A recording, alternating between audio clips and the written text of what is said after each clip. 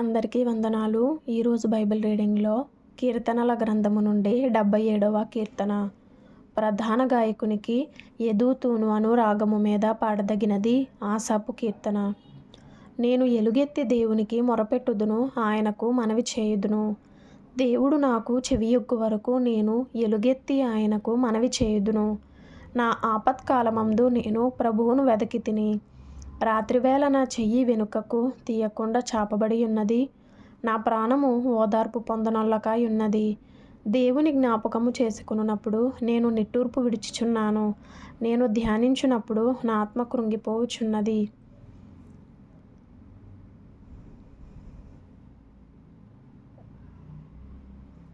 నీవు నా కన్నులు మూతపడనీయవు. నేను కలవరపడుచు మాటలాడలేకయున్నాను. తొల్లిటి దినములను పూర్వకాల సంవత్సరములను నేను మనస్సునకు తెచ్చుకొందును. నేను పాడిన పాట రాత్రియందు జ్ఞాపకము చేసుకొందును. హృదయమున ధ్యానించుకొందును. దేవా, నా ఆత్మ నీ తీర్పు మార్గము శ్రద్ధగా వెదికెను. ప్రభువు నిత్యము విడనాడునా? ఆయన ఇకెన్నడును కటాక్షింపడా? ఆయన కృప ఎన్నటికి లేకుండా మానిపోయెనా? ఆయన సెలవిచ్చిన మాట తరతరములకు తప్పిపోయెనా? దేవుడు కటాక్షింప మానెనా? ఆయన కోపించి వాత్సల్యత చూపకుండునా? అందుకు నేనీలాగు అనుకొనుచున్నాను. మహోన్నతుని దక్షిణ హస్తము మార్పు నొందెననుకొనుటకు నాకు కలిగిన శ్రమయే కారణము. యెహోవా చేసిన కార్యములను, పూర్వము జరిగిన నీ ఆశ్చర్య కార్యములను నేను మనస్సునకు తెచ్చుకొందును. నీ కార్యమంతయు నేను ధ్యానించుకొందును. నీ క్రియలను నేను ధ్యానించుకొందును. దేవా, నీ మార్గము పరిశుద్ధమైనది. దేవుని వంటి మహాదేవుడు ఎక్కడనున్నాడు? ఆశ్చర్యక్రియలు జరిగించు దేవుడవు నీవే. జనములలో నీ శక్తిని నీవు ప్రత్యక్షపరచుకొని ఉన్నావు. నీ బాహుబలము వలన యాకోబు యోసేపుల సంతతి వారగు నీ ప్రజలను నీవు విమోచించి ఉన్నావు. దేవా, జలములు నిన్ను చూచి దిగులు పడెను. అగాధ జలములు గజగజలాడెను. మేఘరాశులు నీళ్లు దిమ్మరించెను. అంతరిక్షము ఘోషించెను. నీ బాణములు నలుదిక్కులా పారెను. నీ ఉరుముల ధ్వని సుడిగాలిలో మ్రోగెను. మెరుపులు లోకమును ప్రకాశింపజేసెను. భూమి వణకి కంపించెను. నీ మార్గము సముద్రములో నుండెను. నీ త్రోవలు మహాజలములలో ఉండెను. నీ అడుగుజాడలు గుర్తింపబడకయుండెను. మోషే అహరోనుల చేత నీ ప్రజలను మందవలె నడిపించితివి. 77వ కీర్తనలో 11వ వచనము, 12వ వచనం, 13వ వచనం ఇంపార్టెంట్గా అనిపించాయి. యెహోవా చేసిన కార్యములను, పూర్వము జరిగిన నీ ఆశ్చర్య కార్యములను నేను మనస్సునకు తెచ్చుకొందును. నీ కార్యమంతయు నేను ధ్యానించుకొందును. నీ క్రియలను నేను ధ్యానించుకొందును. దేవా, నీ మార్గము పరిశుద్ధమైనది. దేవుని వంటి మహాదేవుడు ఎక్కడనున్నాడు? తరువాత యోహాను సువార్త 9వ అధ్యాయము. ఆయన మార్గమున పోవుచుండగా పుట్టుగ్రుడ్డి అయిన ఒక మనుష్యుడు కనబడెను. ఆయన శిష్యులు, బోధకుడా, వీడు గ్రుడ్డివాడై పుట్టుటకు ఎవడు పాపము చేసెను?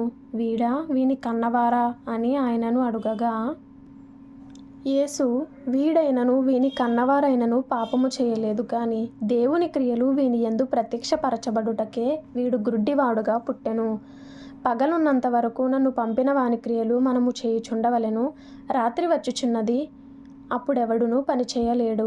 నేను ఈ లోకములో ఉన్నప్పుడు లోకమునకు వెలుగునని చెప్పెను. ఆయన ఇట్లు చెప్పి నేల మీద ఉమ్మివేసి, ఉమ్మితో బురద చేసి వాని కన్నుల మీద ఆ బురద పూసి, నీవు సిలోయము కోనేటికి వెళ్ళి అందులో కడుగుకొనుమని చెప్పెను. సిలోయమను మాటకు పంపబడిన వాడని అర్థము. వాడు వెళ్ళి కడుగుకొని చూపు గలవాడై వచ్చెను. కాబట్టి పొరుగువారును, వాడు భిక్షకుడని అంతకుముందు చూచిన వారును, వీడు కూర్చుండి భిక్షమెత్తుకొనువాడు కాడా అనిరి. వీడే అని కొందరును, వీడు కాడు, వీని పోలియున్న యొక్కడని మరికొందరును అనిరి. వాడైతే నేనే అనెను. వారు, నీ కన్నులు ఎలాగూ తెరవబడెనని వాని నడుగగా, వాడు, యేసు అనునొక మనుష్యుడు బురద చేసి నా కన్నుల మీద పూసి, నీవు సిలోయమను కోనేటికి వెళ్ళి కడుగుకొనుమని నాతో చెప్పెను. నేను వెళ్ళి కడుగుకొని చూపు పొందితినెను. వారు, ఆయన ఎక్కడనని అడుగగా వాడు నేనెరుగనెనెను. అంతకు ముందు గ్రుడ్డి అయి ఉండిన వానిని వారు పరిసయ్యుల యొద్దకు తీసుకొని పోయిరి.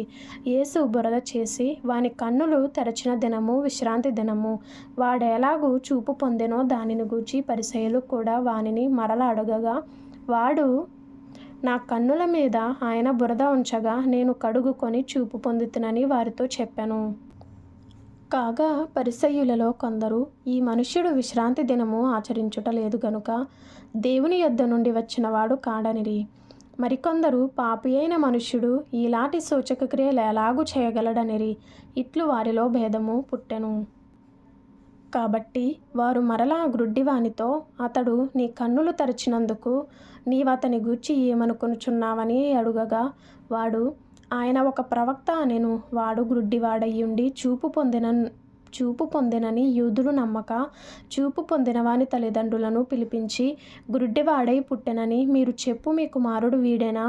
అలాగైతే ఇప్పుడు వీడెలాగూ చూచుచున్నాడని వారిని అడిగిరి. అందుకు వాని తల్లిదండ్రులు వీడు మా కుమారుడనియు వీడు గ్రుడ్డివాడుగా పుట్టెననియు మేమెరుగుదుము. ఇప్పుడు వీడు ఎలాగూ చూచుచున్నాడో ఎరుగము. ఎవడు వీని కన్నులు తెరచెనో అదియు మేమెరుగము.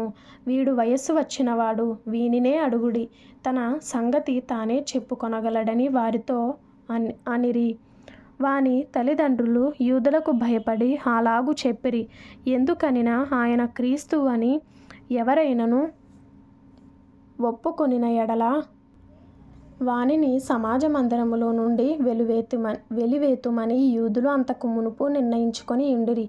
కావున వాని తల్లిదండ్రులు వాడు వయస్సు వచ్చినవాడు వానిని అడుగుడనిరి. కాబట్టి వారు గ్రుడ్డివాడయ్యుండిన మనుష్యుని రెండవ మారు పిలిపించి దేవుని మహిమపరచుము, ఈ మనుష్యుడు పాపి అని మేమెరుగుదుమని వానితో చెప్పగా వాడు ఆయన పాపియో కాడో నేనెరుగను.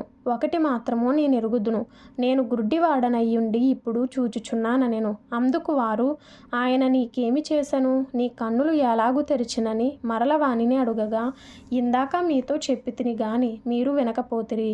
మీరెందుకు మరల వినగోరుచున్నారు? మీరును ఆయన శిష్యులగుటకు కోరుచున్నారా ఏమి అని వారితో అనెను. అందుకు వారు నీవే వాని శిష్యుడవు, మేము మోషే శిష్యులము.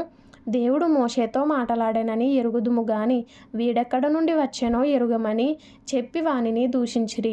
అందుకు ఆ మనుష్యుడు ఆయన ఎక్కడ నుండి వచ్చెనో మీరెరుగకపోవుట ఆశ్చర్యమే, అయినను ఆయన నా కన్నులు తెరచెను. దేవుడు పాపుల మనవి ఆలకింపడని ఎరుగుదుము. ఎవడైనను దేవ భక్తుడై యుండి ఆయన చిత్తము చొప్పున జరిగించిన ఎడల ఆయన వాని మనవి ఆలకించును. పుట్టుగ్రుడ్డివాని కన్నులెవరైనా తెరచినట్టు లోకము పుట్టినప్పటి నుండి వినబడలేదు. ఈయన దేవుని యొద్ద నుండి వచ్చినవాడు కాని ఎడల ఏమీయూ చేయనేరడని వారితో చెప్పెను. అందుకు వారు నీవు కేవలము పాపివై పుట్టిన వాడవు, నీవు మాకు బోధింపవచ్చితివా అని వానితో చెప్పి వాని వెలివేసిరి. పరిసయ్యులు వానిని వెలివేసిరని యేసు విని వానిని కనుగొని నీవు దేవుని కుమారుని యందు విశ్వాసముంచుచున్నావా అని అడిగాను. ఒకటేసి ఉంది కదా కింద ఫుట్ నోట్లో మనుష్య కుమారుని యందు అని ఉంది. అందుకు వాడు ప్రభువా నేను ఆయన యందు విశ్వాసముంచుటకు ఆయన ఎవడని అడుగగా యేసు నీవాయనను చూచుచున్నావు, నీతో మాట్లాడుచున్నవాడు ఆయనే అనెను. అంతటా వాడు ప్రభువా నేను విశ్వసించుచున్నానని చెప్పి ఆయనకు మ్రొక్కెను. అప్పుడు యేసు చూడని వారు చూడవలెను, చూచువారు గ్రుడ్డివారు కావలెను అను తీర్పు నిమిత్తము నేను ఈ లోకమునకు వచ్చితినని చెప్పెను. ఆయన యొద్దనున్న పరిసయ్యులలో కొందరు ఈ మాట విని మేమును గ్రుడ్డివారమా అని అడిగిరి.